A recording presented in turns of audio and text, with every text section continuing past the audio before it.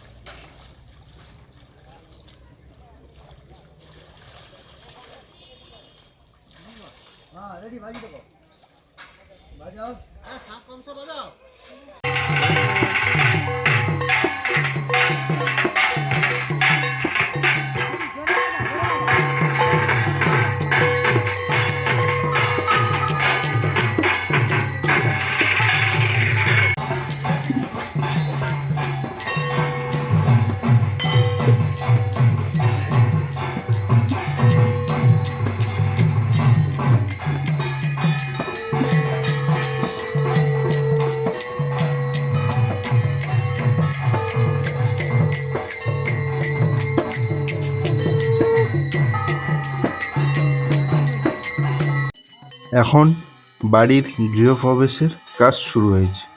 এইসব কিছু আচার বিধি থাকে, মানে বিভিন্ন জায়গায় বিভিন্ন রকম আচার বিধি থাকে। আমাদের এখানে যেটা আচার বিধি থাকে, পুরনো যে বাড়িতে এতদিন ছিল সেই বাড়ির যে বাক্স একটা নিয়ে আসতে হবে, মানে সেই বাড়ির বাক্স নিয়ে, এবং সেই বাক্সের মধ্যে টাকা ও সোনাদানা নিয়ে বাড়ির চারদিকে ঘুরতে হবে, ঘুরে বাড়ির ভিতরে ঢুকতে হবে। মানে পুরনো বাড়ি থেকে নতুন বাড়িতে আসার একটা লৌকিক প্রথা যেটাকে বলে আর কি, সেরকমই করা হয়।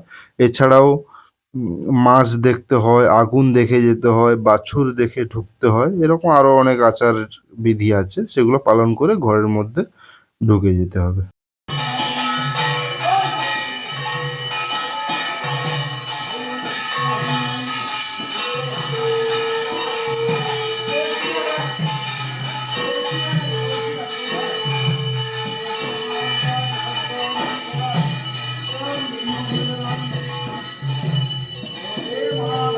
আমার এই ভিডিওটা তোমরা যারা যারা দেখছো তাদের এলাকার লৌকিক আচার বিধিগুলো একটু কমেন্টে জানালে আমারও ভালো লাগবে।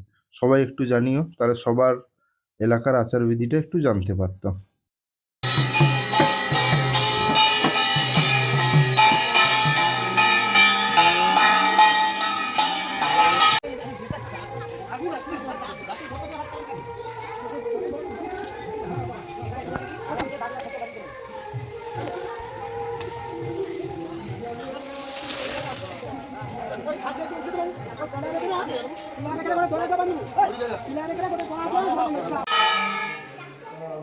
শিখে রেখে দেখবে মায়ের মোটাই থেকে রেখে দে মোটাই থেকে রেখে দে।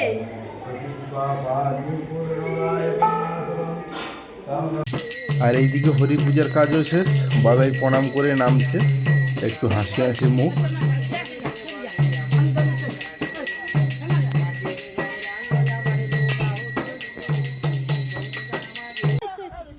আমরা এখন গ্রামের ওই ঠাকুর আনতে বেরিয়ে পড়েছি। ঠাকুর দুটো জায়গা থেকে আসবে। আমরা এখন প্রথম একটা জায়গায় একটু দূরে যেটা আছে সেটাতে যাচ্ছি, ওখান থেকে ঠাকুর আনবো। তারপর একটা বাড়ির কাছে আর একজনের আছে, তাদের বাড়ি থেকে আনবো।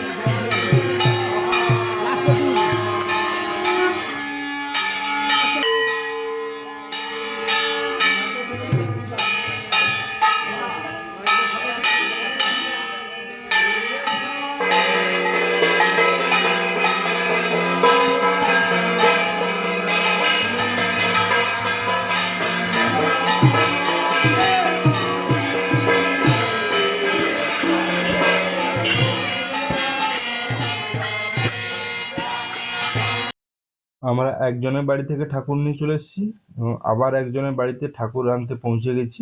এখান থেকে ঠাকুর নিয়ে গেলেই কমপ্লিট হয়ে যাবে, এবার পুজো শুরু হবে, ঠাকুরের পুজো।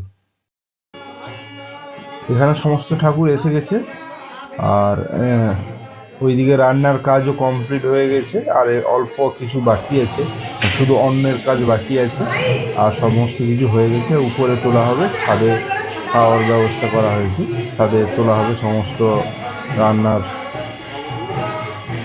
মেনুগুলো।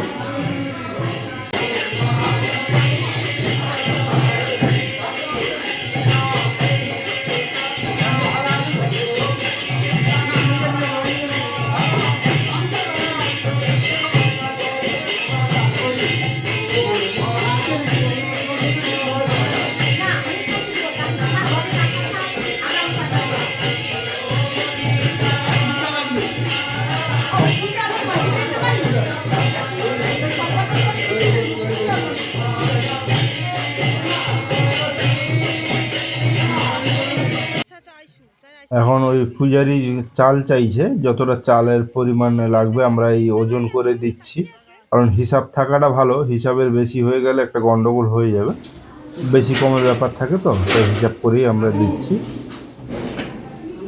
আর এইদিকে ছাদে সমস্ত খাবারের আইটেমগুলো উঠে চলে এসছে, আরও কিছু উঠে আসছে, এই তার মেনু সমস্ত সাজানো হয়ে গেছে, একটু পরেই খাওয়া শুরু হবে, তখন দেখতে পাবে, আর এখনও দেখতে পাচ্ছ। আর এদিকে বাড়িতে ঠাকুর এসছে বলি হরিনাম সংকীর্তন চলছে বাড়িতে, সবাই দুবাহু তুলে হরি হরি নাম করছে।